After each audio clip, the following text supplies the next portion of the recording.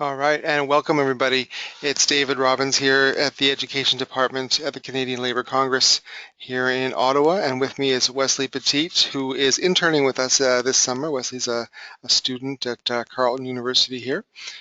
Welcome, Wesley. He says hello. And welcome to all of you, and thank you so much for joining us tonight for the Edu Action webinar. We're delighted that you're here, and we hope you'll find this engaging and fun, informative, and useful in your organizing work for the federal election.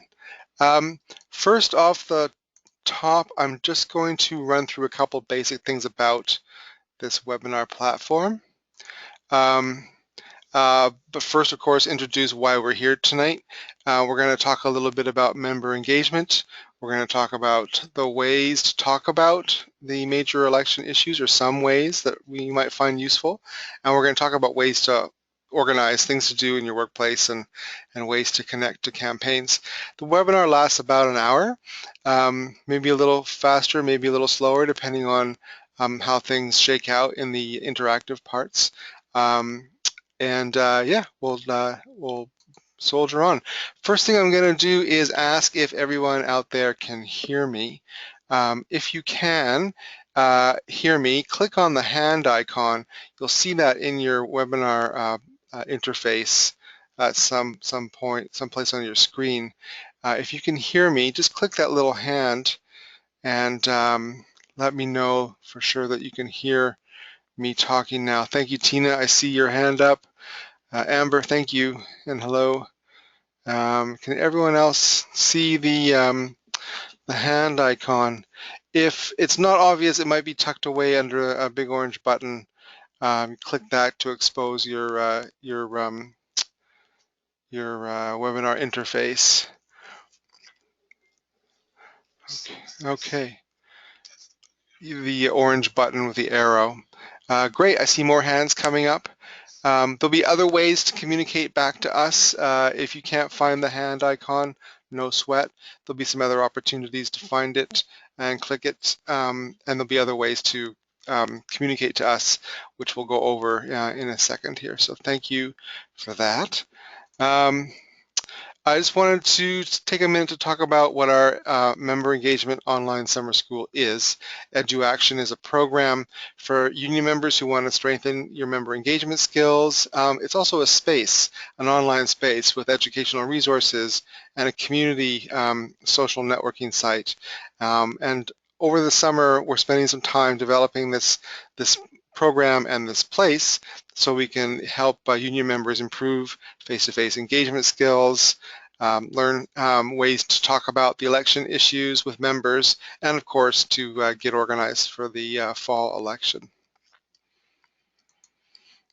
We encourage people to join Edu Action program. If you haven't done it already, you're cordially invited to do so. It's at engage.ning.com. And that's where you can plug into the learning community for member engagement. If you want more information before you register or sign up, by all means, check out canadianlabour.ca/engage for more information about the program. I want to please make a note that we are recording the webinar only because we want to make the video available to other member engagers to watch afterwards if they miss it, or indeed people who registered who couldn't in the end show up tonight. So we want to be able to make it available to them. We encourage you to participate fully. And if there's for any reason that you'd like us to remove a comment or a part of the webinar, of course we will do that. Let us know. A couple of points about the webinar interface. We've touched on one of the aspects already, the hands up functionality. We're also going to conduct a bunch of polls over the course of the hour, and polls are a quick way for us to see what people think about particular issues or approaches in the program, in the webinar rather. They're a way to get feedback in quickly. There's also something called the question pane. We call it the chat window, but it's the proper name is the question pane. So you'll see on your webinar interface there is a place that says question. You can type in a question there. It comes to us, and we'll be using that mechanism in a couple of different ways to increase the interactivity for everybody tonight. And on that question pane or through that question window, you can send comments to us anytime, and we'll look out for them here. All right, the first poll I'm going to launch right off the top is whether or not you've used the GoToWebinar platform before. And you should see it on your screen now, a very simple yes or no poll. I just want to see how familiar people might be or might not be with this particular webinar platform. There are others. This is the one that the Congress is using right now. The votes are coming in fast and furious. We're almost at voting levels where we'd compete with federal elections. We have just passed the federal election voter turnout. Congratulations, everybody. We are sweeping the nation. All right, I'm going to call it here at 45 seconds in. So we have a 50-50 crowd with 80% of you voting. Half of you have used the GoToWebinar before, half of you for whom this might be new. That's totally great. That gives us some indication. So we'll go, there's a lot of ground to cover, a lot of material to cover. We'll be going a little bit quickly, but if you want us to pause and stop, or if you have questions, just don't hesitate to send a question or comment as we go. Hopefully you finding the interface agreeable. We like that kind of feedback too if you don't. We'll do another exploration of the hands up mechanism. Question, are you a member of the Edu Action program? Put your hand up if you are, and we'll see what we have here in the group. So it looks like half of you, slightly more than half of you, are members of the Edu Action, which is fantastic. For the other folks, feel free to register at engage.ning.com or go to canadianlabour.ca/engage for more information about the program. And we'd love to see you there. All right. Now, one more poll. We always like to ask how you heard about the program Edu Action, or how you heard about the webinar tonight.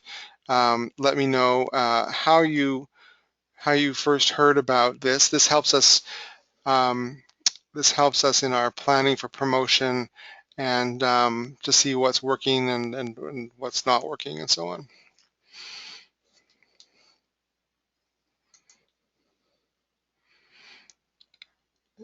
Wow, look at that. Nobody sensed it. Nobody felt a stirring in the force. I'm surprised at that. 100% voted. Thank you, guys. I'm going to close that and I'll share the results. This is interesting. Most of you found out about it by email, and some of you by Facebook, and that is it. That's interesting. All right, thank you for that. Last interactive mechanism test is the question pane, the chat window.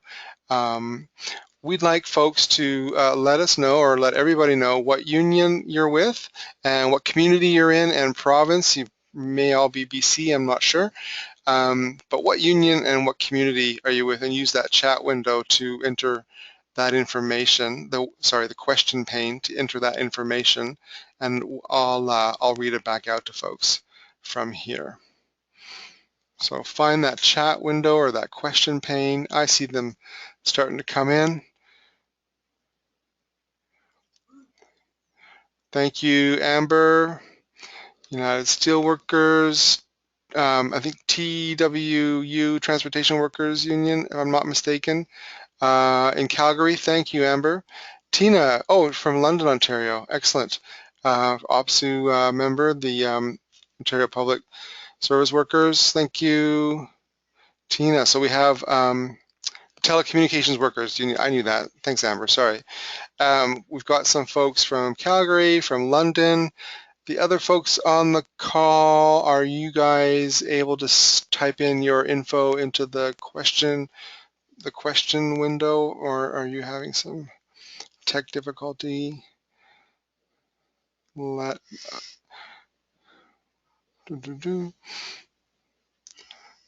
Well, welcome to the other folks. If you guys figure out the how to type in the info into the question pane, let us know. Ruby, I see you got your hand up. Ruby, I'm going to take you off mute. Maybe you can say hello. Ruby, would you like to say hello, or did you have a question? Hi, it's Hi. Ruby. Thanks. Yes, hello. Can you hear me? Yes, loud and clear. Go ahead. Oh, good. I just wanted to, where's that question pin? I can't find it. So you have got like there should be a visible a section on your screen that has that might be tucked under an orange button with an arrow on it. Do you see that? Yep. Yes, I Okay. see the orange button. Okay, click that orange button. Oh, there it is. Okay. Okay, so for anybody else who hasn't been able to locate the question pane, sometimes that orange button, the panel is open and sometimes it's closed. So I rushed through that at the beginning. I'll make a mental note not to do that next time. If you don't see the interaction panel, it's because it's tucked under that orange button. You click that and it opens the panel. So okay, Ruby, I'll put you back on mute, and so you see where to type stuff now? Yep, thank you. Perfect, thanks. I'm glad, Ruby, that you raised your hand like that. In fact, if anybody else has any technical questions and wants, hopefully that helped, maybe that helped with yours. If you are able to now see your question pane, please, everyone, feel free to type in your union and community that you're with. And thank you, Ruby, Public Service Alliance in BC, welcome. We'll move on from here, but if there are any other tech difficulties or confusions about the interface, please raise your hand and we'll come back to you and see if we can sort it out. All right, so we'll move along. The first part of the webinar tonight, we're talking about the Go, Listen, Build member engagement methodology. And I will launch right into it. Member engagement is it's what unions do. It's what we do every day. It's what we do when we help solve disputes or conflicts in the workplace, whether between members and the employer, or indeed between members. It's what we do when we make sure that the contract is being enforced, and we listen to our members to find out what's going on in the workplace. We talk to them. We're as a shop stewards among you will know, um, uh, a lot of us spend a lot of time talking to members, listening to members, engaging with them, and we try and do that in a variety of ways, and we have to do that in a variety of ways because that's what union members expect of their union. They want to be connected, they want to be close, they want to be informed, they want their views and opinions to matter. So even though we're talking about member engagement in a new way, in a more conscious way, we know that every day across this country, around the world, unions are engaging their members in creative new ways in order to strengthen the union at the local level and strengthen the union movement around the world. So it's not like we're doing a new thing here when we talk about member engagement, because member engagement is what we do. We just want to bring our skills forward in a new way and make sure we're connecting with people in all the ways that we can, and and exploring new ways to do that, including webinars like this, but also building a practice and a community of practice around member engagement in our union locals. Now we're doing this because we have done some research recently, we being the Canadian Labour Congress, the CLC, working with our affiliate members, national trade unions, around polling Canadian union members and asking them whether they identify themselves vis-a-vis their union. When they think of their union, do they think of like the union, or do they think of my union? And it's the distinction is suggests that basically, as you can see from these numbers here, that let me just check something one second. Yeah, as you can see by the numbers here, um, we have our work cut out for us. It's not a complete disaster, but more members than not maybe don't feel that sense of ownership, that sense of connection to the union. So we're doing the member engagement stuff so that we can build that sense of connection. So I'm going to do another poll here, and this will be a fairly easy one, I think, for folks to do. So the question here is, do you think that your own membership refers to their union as the union or as my union? And let me know what you think is the case in your amongst your members. The and this is a rough guess. This is not by any means a scientific poll here. So what's your sense of where the membership is at? Is it all about the union, or do they feel a sense of connection and belonging with their union?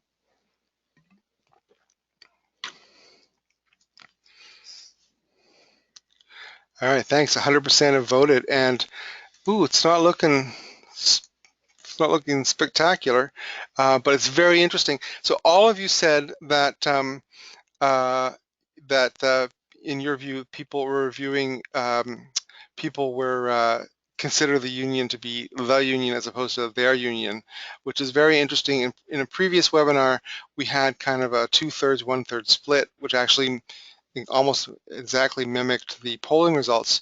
But tonight, you guys are telling me that, unfortunately, most of you believe that most of your members think of the union as the union and not their union. Uh, and Amber writes in with a comment, we always need to remind our members that they are the union. Very good point. That's right. And people need to be involved in that organization if they want it to be really super strong.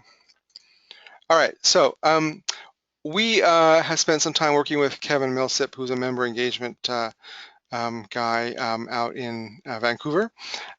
He's worked with the Canadian Labour Congress, and he was one of the founders of the Next Up program for young activists. Kevin is quite super smart and very funny, and you may have seen some of his talks either at a CLC event or in videos that we have as part of our education program. And by a quick show of hands, let me know if you've seen these videos of Kevin's that I'm talking about here. So some of you have, yes, that's what I thought. Perfect, maybe half of you, thank you. Great, slightly more than half, thank you. So Kevin talks about, among other things, 3 major strategies that may not be doing well for us. Park and bark. Park and bark is where we we plant ourselves and we start yelling, start barking at people, start kind of telling them what's what.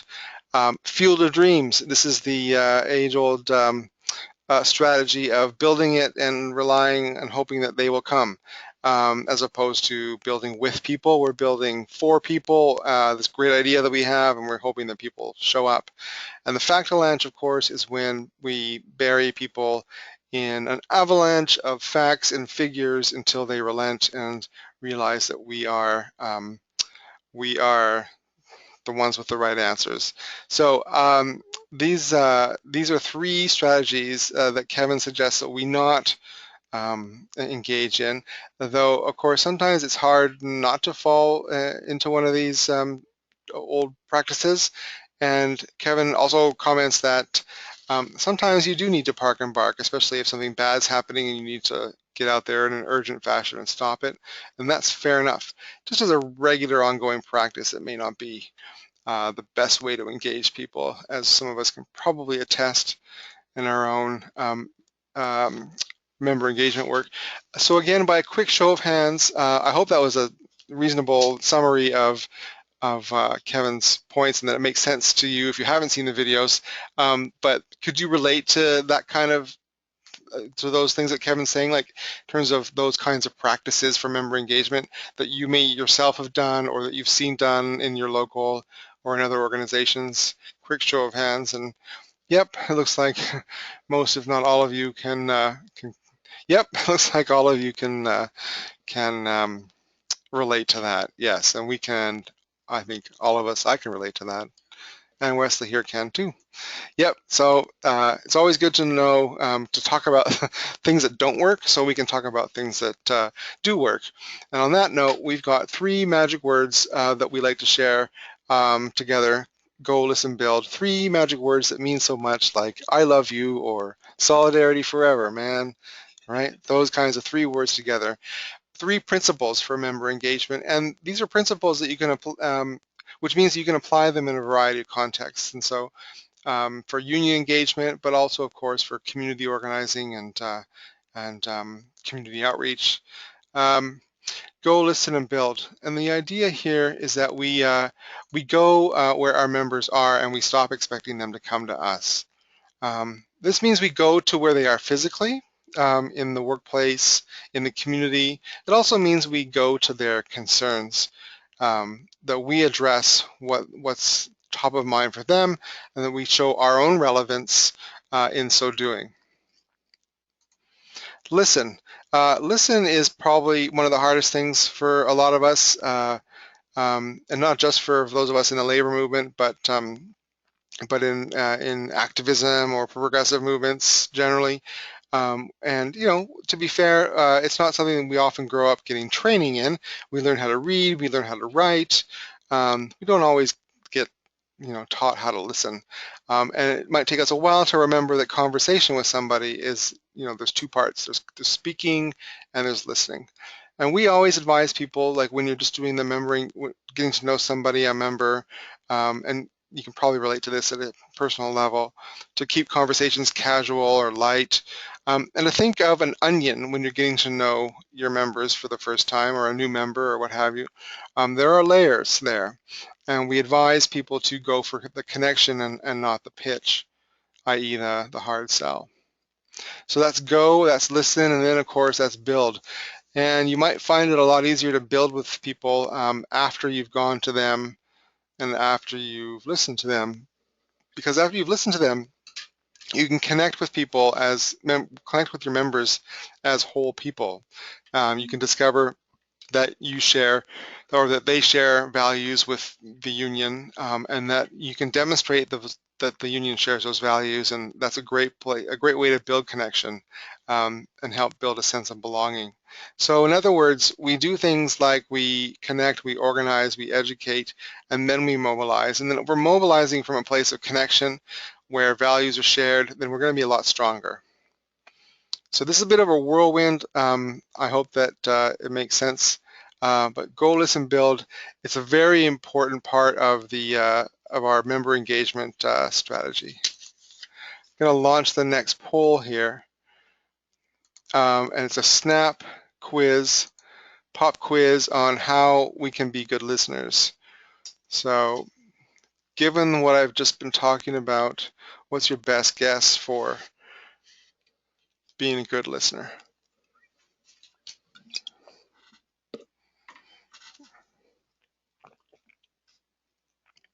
Hey, 80% of you voted. I'll call it here. Thank you. 100% voting. We'll see if we get 100% voter turnout this fall.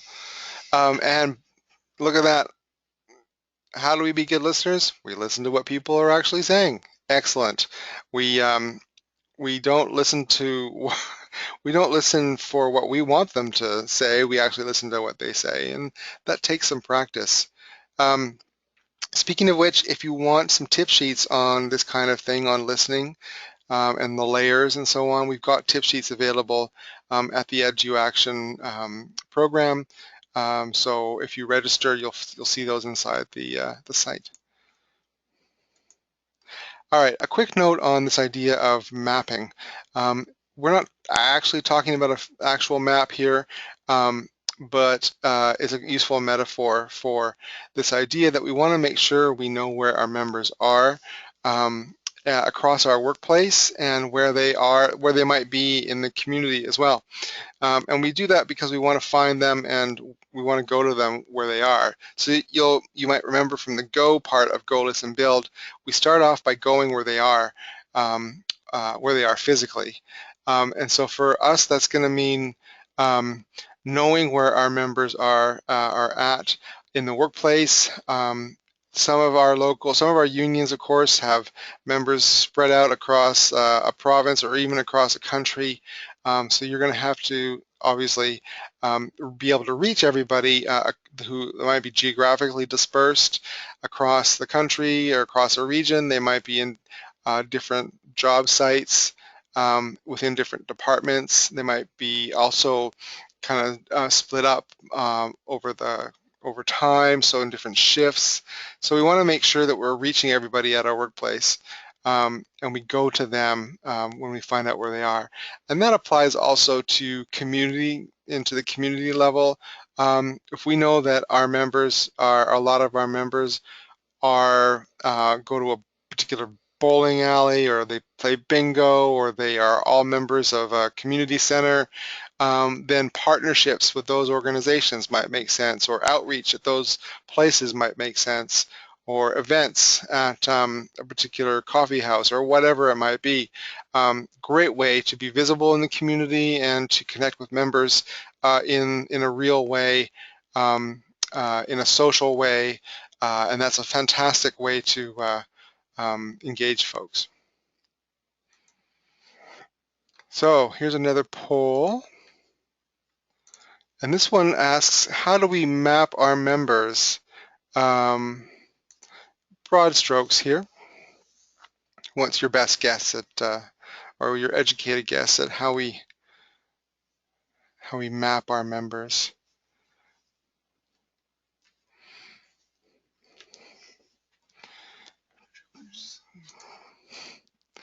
And the results are in, and all of you are nailing this poll. Thank you.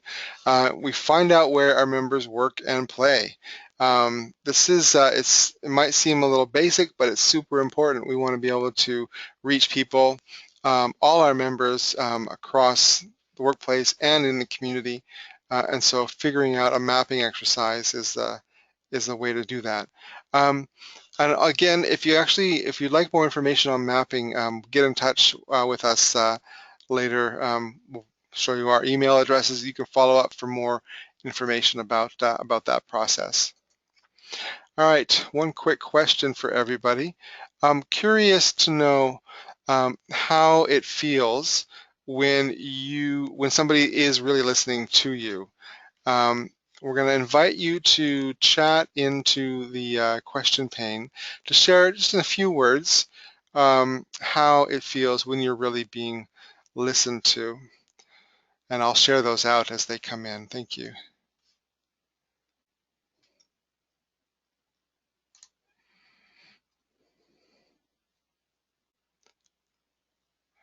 So what we want people to do, there we go. Yes, is type into the question pane. And Amber, I see you have a hand up. I'll take you off mute. Did you have a question? Amber? No? Okay. Amber, if you have a question, put your hand back up and I'll come back to you. Okay, I got your note. No, sorry. So people feel how they feel when they feel they're really being listened to. People are saying things like, "I feel validated. I feel that my words matter." That's right. That's what we're looking for. Anyone else want to weigh in with some comments? How does it feel when you know you're really being listened to? Amber writes, "I feel that we have a collective interest, a commonality, perhaps." That's great, guys. Thanks. So this is the key. I think Janice here has has indicated validated. She feels validated when she feels she's really being listened to. And that was a popular response in our earlier webinar today, where people indicate a similar thing. The thing here about that is that we may not be able to validate every one of our members all the time. Nobody can do that. But it's that sense of being heard. It's that sense of that your opinions matter, that your experience matters, that your insights matter. That kind of feeling is what we're going for with this process of member engagement. So it's great to see words like validated and the idea that your words matter, that all these things matter. So that's bang on. Thanks, guys. So a couple of key tips before we move on. Tips on listening in particular. Listen before trying to connect. Don't be defensive. Don't argue. And always listen for a sense of what values might be underneath the person's comments or motivations. And again, we've got handouts on some of this stuff available to you at the Edu Action program. So we'll move on to Module 2. Module 2, this module focuses on tips for talking about the issues in your workplace. So we want to be able to kind of impart some strategies and ways for you to talk about politics in the workplace, because let's be honest, it's not everybody's cup of tea to talk about politics at the water cooler or at the smoking pit, but you might find some of these strategies here helpful in kind of connecting to that deeper sense of value. So we first, of course, want to emphasize that for the Canadian Labour Congress and working with its member affiliate unions, we've identified 4 really important social issues for around the election that we're hoping that we can engage Canadians in discussion and debate around what the government priorities should be after October 19th, after the election. And we've identified, as you can see, good jobs, childcare, healthcare, retirement security. We're not going to go into too much detail on the issues themselves tonight, but we encourage you to find out more about those issues at the betterchoice.ca campaign website. Betterchoice.ca is the campaign that's being run by the Congress and others around the election and the election issues. What we thought would be useful would be to talk about ways to talk about these issues in your workplace. And following the Go Listen Build framework, no surprise here, we advocate that you go listen and build and then talk about the election, keeping things friendly, open, casual. Again, going for connection, not trying to sell stuff or repeat talking points. Encourage the use of open-ended questions that stimulate discussion, open things up rather than kind of close things down with questions that could be answered yes, no. So, for example, an open-ended question might be, what do you think about the election? Or what are your main concerns going into the election this fall? And things like that. So if we start with connection, we're able to, and this is up to your discretion, or this might work in some situations that maybe you can be blunt and direct with some people, and maybe other people might need a more nuanced approach, like a layered approach, where we look for openings and we imagine that getting closer to somebody to talk about politics or talk about the workplace or talk about the union is like, getting to know an onion, understanding that there are layers. And of course, you might have to go through more than one conversation to go through all the layers. And of course, not everybody's an onion. Some people are potatoes, right? Or spinach or kale. But the onion is a way to talk about, is a metaphor, right? To talk about how to approach connecting with people, whether it's about the federal election or whether it's about anything else. So we'll do a snap poll here. On what are conversations like?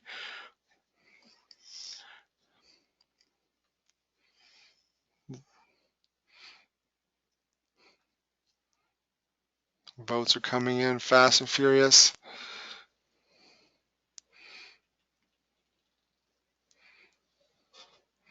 So far, whoa, 80%. Yes, we got we got some carrots in there. All right, I'm gonna call it in 3, 2, 1. Okay, closing this poll. Share the results. Most of you agree conversations are like onions because sometimes they make us cry. But also conversations can be like carrots because they can be kind of crunchy, you know.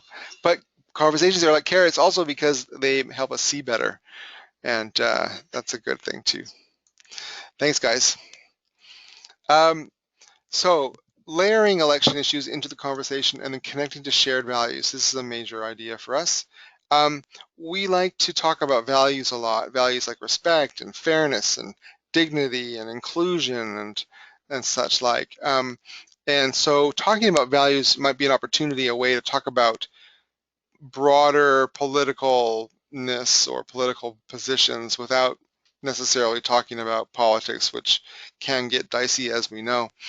So we're encouraging you to think of ways to show how the election and the election issues might impact on the members' personal life or work life, or indeed on their values. So I invite you guys now to type in into the question pane if you've all been able to find it. If you haven't been able to find it, put your hand up and we can just we can take you by voice. We can do that as well. But if you have found the question pane, we invite you to type in just short answers of values that you might see attached to the issue, say, of retirement security. So what values might be at play for the issue of retirement security, whether it's fairness or inclusion. Ruby writes fairness, there you go. We're thinking on the same page, Ruby. Fairness. Anybody else want to weigh in on? Yes, and most Amber notes that most companies are no longer offering pensions, and this is true. So what value would there be there? Would that be kind of maybe not a negative value, but there might be like there's a conflict there that, you know, powerful forces in our society are saying that after a lifetime of working, it's no longer, you know, the company's concern or the employer's concern whether you retire into poverty and insecurity or whether you retire into comfort and decency and dignity. So if I was to answer this question, I might say something like, I think fairness for sure, but dignity, the value of dignity, the value of respect, the dignity of recognition. Somebody's worked their whole life, they deserve to retire in security. Well, let me ask the same question around childcare. What values would you guess might be attached to the issue of childcare? What values come to mind? Like what would motivate a society or a government to create accessible quality childcare, for example? What values might be under that?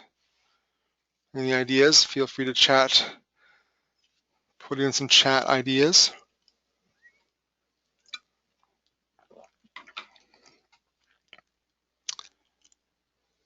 Yeah, Ruby writes, investing in the next generation.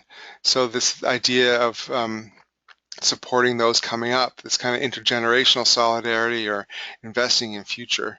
It's a great idea. It's a great value. And you can see how that kind of value would play across different social issues.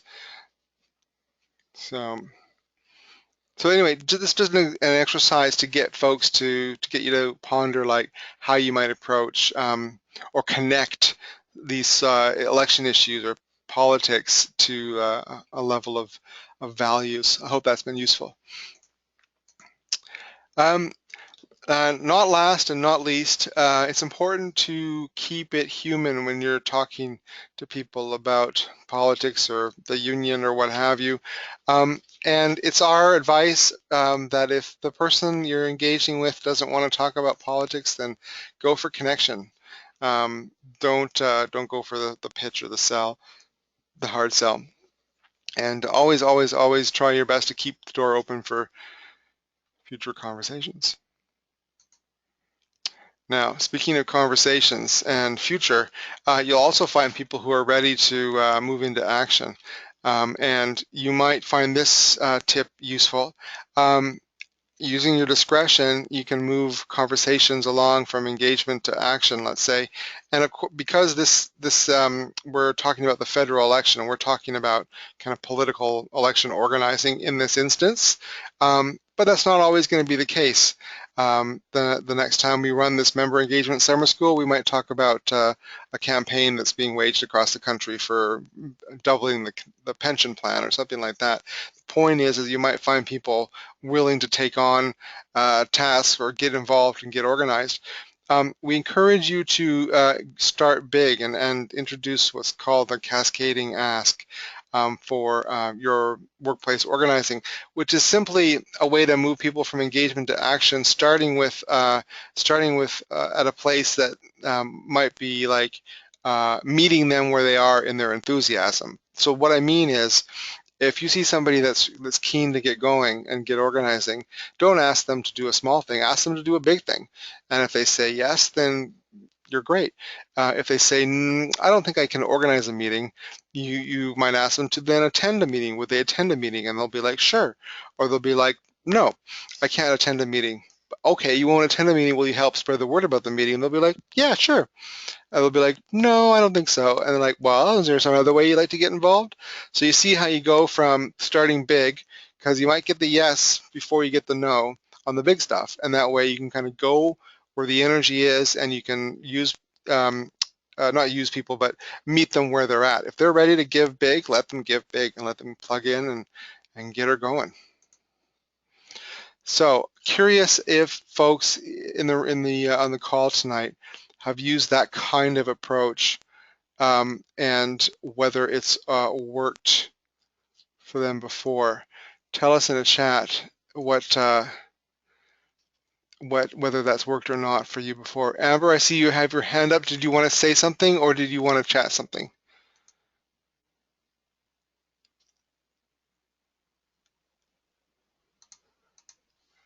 Oh, no, sorry, no problem. Just saying this works. So, Amber, are you saying that this methodology works? This kind of going big and then going? Yes, cool.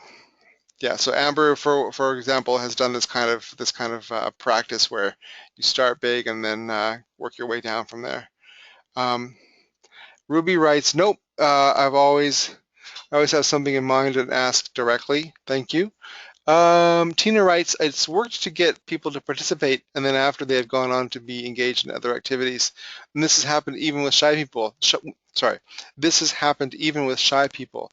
That's a really fantastic observation, Tina, because we'll talk a little bit more about this, but you always want to um, encourage people to do things they're interested in, and find, like, if you're in the position of coordinating volunteers, for example, you're not going to get the shy person to, do the door-to-door knocking, but you'll find lots of other ways for that person to plug in and do stuff.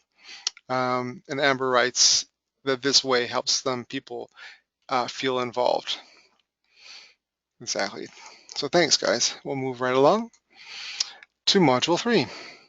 A couple of points about organizing in your workplace, or building on our skills, hosting a meeting, and spreading the word about the Better Choice campaign, and how to connect to progressive campaigns. So no surprise, look at that, go listen and build is there again. Always easier to organize and mobilize after we've built connection and a sense of belonging.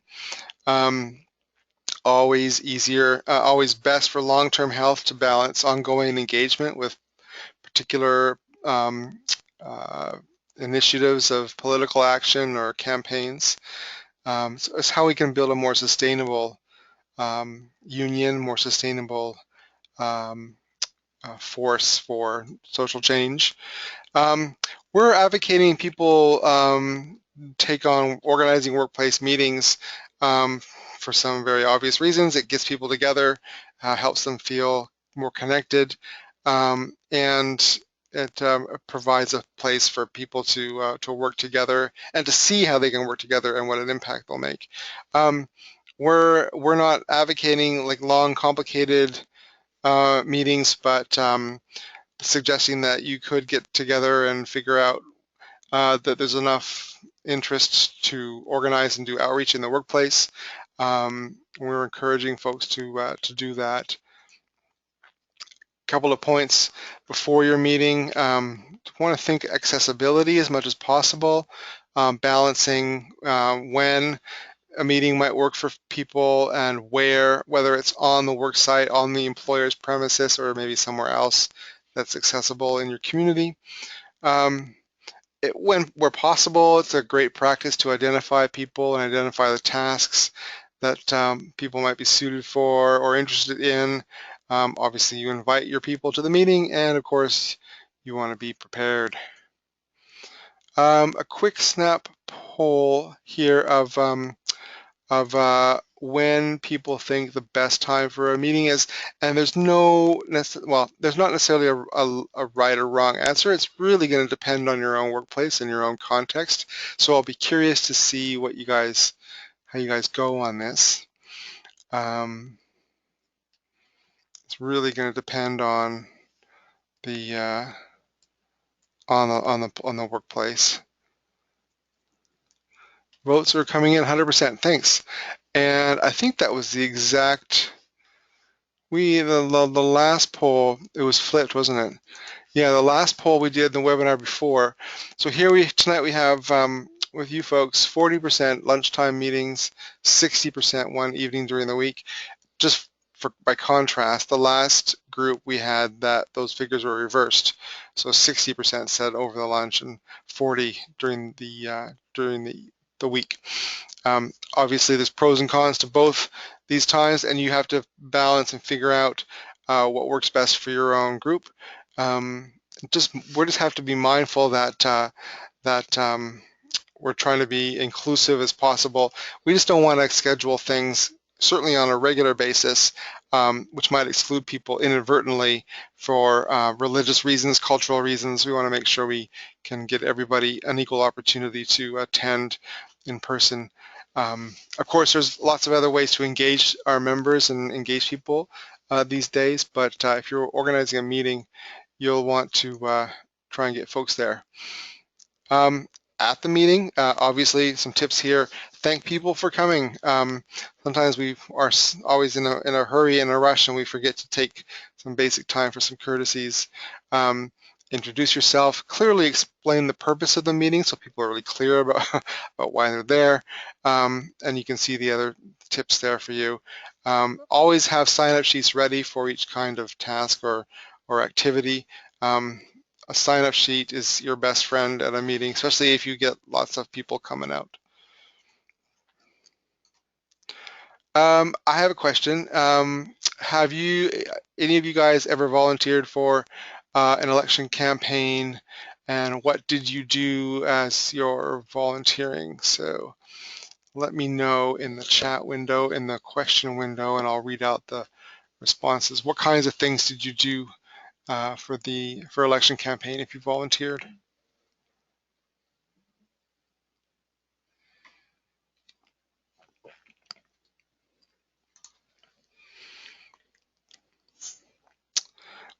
So Tina writes in canvassing and telephone contact.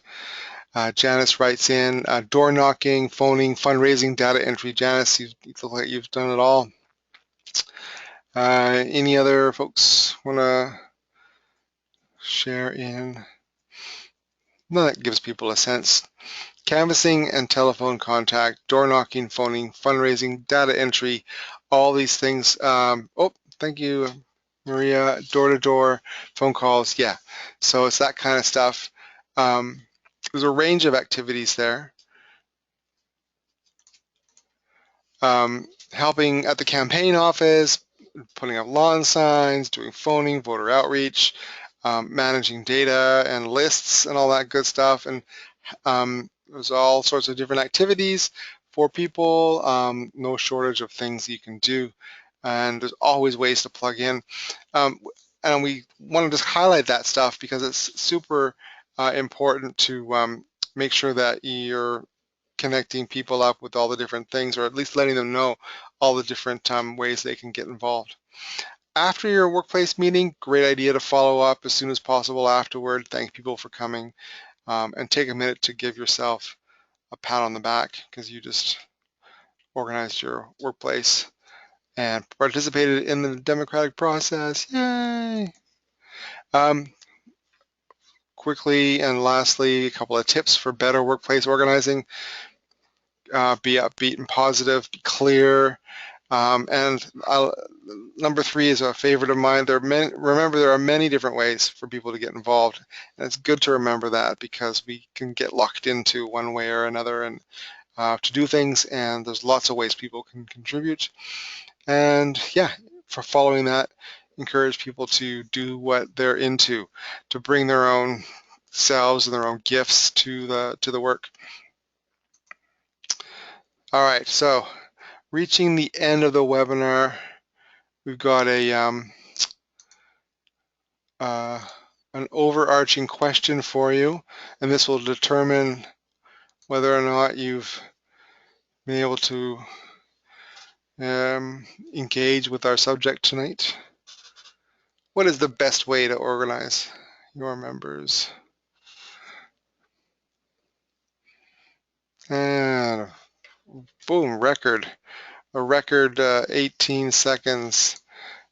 Yay, you guys are awesome. Go listen, build. You got it. Gone are the days where we can worry that, oh, we're the union, the members will come to us. Those days are gone. We have to engage with them. We have to communicate. We have to make conversation, all that good stuff. We're heading towards the wrap up here. I just wanted to underline a couple of things about what you can do going forward from from tonight. We would love your help in spreading the word about the Better Choice campaign on your social media networks or talking to people. Betterchoice.ca is a website home base for that. And connect to campaigns. We encourage people to connect with progressive election campaigns in their community, in their local area.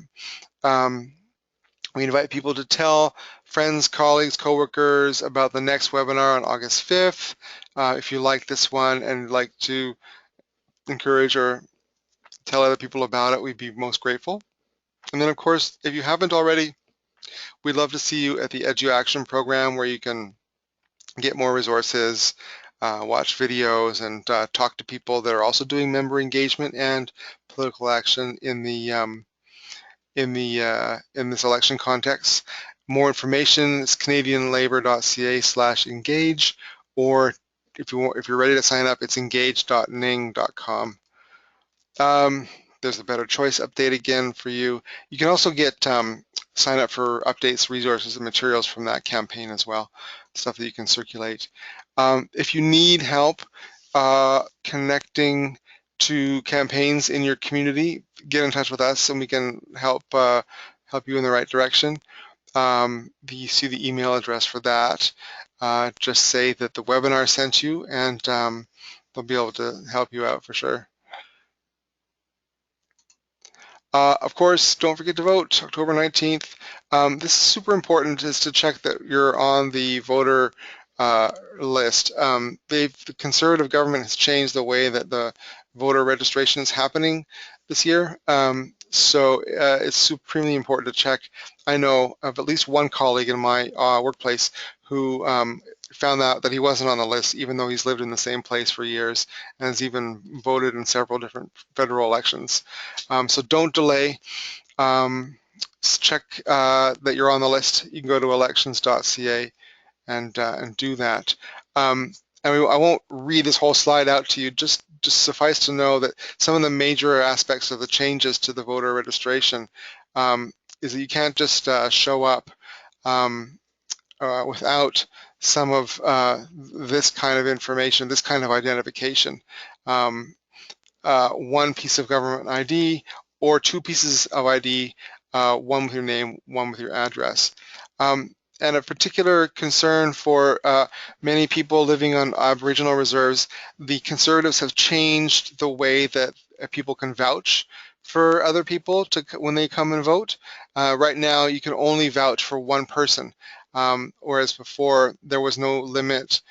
So, for example, a band council chief or a hereditary chief could vouch for people as they went through to vote, and that would make sense. But the rules have been changed, so they can't. You can only vouch for one person, and you have to live in the same polling district as that. As the person you're vouching for. Yeah, so they've changed this. It is unbelievable. They've changed some of these rules to hopefully, well, I mean, hopefully what they've done is, let me rephrase, our hope is that this doesn't create a margin of victory by doing these kinds of changes. But these will have impacts on other communities as well. So immigrant communities, marginalized communities, folks who may not have the right ID, and so they have to find sufficient ID plus somebody to vouch for them, and those restrictions have been tightened on that. So we're making this part of our program that people are aware of this, and we'll have some materials about this that will be circulating shortly as well, just so people are aware of the changes that have been made and the importance of getting on making sure you're on the list. So a big thank you to everybody tonight for coming out. Please, again, feel free to tell folks about the next webinar on August 5th. Connect to campaigns near you, and feel free to join the Edu Action learning community at engage.ning.com, and you'll find more information at canadianlabour.ca/engage. If you have any comments or feedback for us, we'd love to hear from you. You can send those to the email address that you see there. And yeah, this pretty much represents the end of the webinar. If folks have any questions, comments, reflections they'd like to share, please either send an email or get in touch at Edu Action. One thing we like to do before we wrap up is to wave goodbye. So why don't we all click on that hand icon again, and we'll call that a waving goodbye. Wave goodbye. Thank you, everybody. I hope this was useful. Please, please do send us feedback. I would love to hear from you.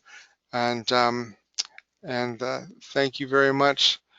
Thank you, Amber, and thank you, Ruby. And I hope everything unfolds in an engaging way for you guys in your unions and your communities. And thanks a lot for coming out tonight and participating in the webinar. Cheers.